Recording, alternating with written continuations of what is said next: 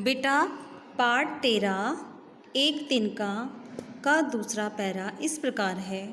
मैं झिझक उठा हुआ बेचैन सा, लाल होकर आँख भी दुखने लगी।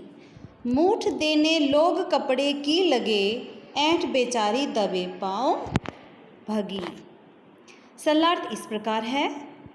कवि कहता है कि आँख में तिनका पड़ने के बाद, आँख में जब तिनका गिर जाता है, जिसके कारण वह व्यक्ति बहुत परेशान हो गया था।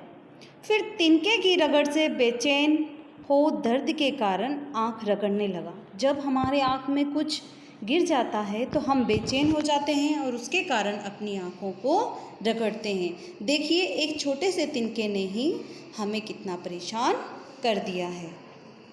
लोगों को एक तिनके के आगे विवश देखकर मेरी अकड़ चुपचाप वहाँ से चली गई कि मैं इतने घमंड के साथ जो मुंडेरे पर ऐंठ कर खड़ा था कि वो अकड़ मेरी एक तिनके के कारण चुपचाप सर चली गई। भाव इस प्रकार है। मनुष्य की अकड़ एक छोटी सी वस्तु के समक्ष मजबूर हो ढीली पड़ जाती है। तीसरा पैरा इस प्रकार है। जब किसी ढप से निकल तिनका गया, तब समझने यों मुझे ताने दिए। ऐंठता तू किस लिए इतना रहा, एक तिनका है बहुत तेरे लिए। सरलार्थ इस प्रकार है। इसमें कवि कहता है कि बहुत प्रयास करने के बाद किसी तरह वह तिनका आँख से निकल गया।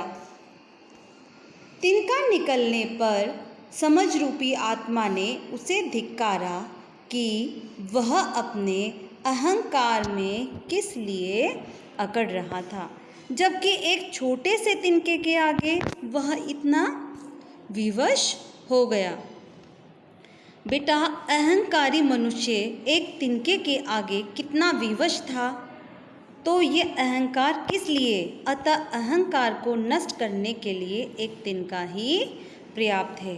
अर्थात बेटा, हमें इस पाठ के माध्यम से, एक तिनका के माध्यम से यही शिक्षा देने का प्रयत्न किया गया है कि हमें कभी भी अभिमान, घमंड नहीं करना चाहिए, क्योंकि वो घमंड या अभिमान चूर किस तरह से हो जाए, हमारी अकड़ किस प्रकार से हमसे दूर हो, यह वाकई एक निंदनीय कार्य फिर होता है। इसीलिए हमें बहुत सरल स्वभाव के साथ रहना चाहिए, ना कि हमें अपने गुणों पर कभी भी अभिमान या दर्प जीवन में करना चाहिए।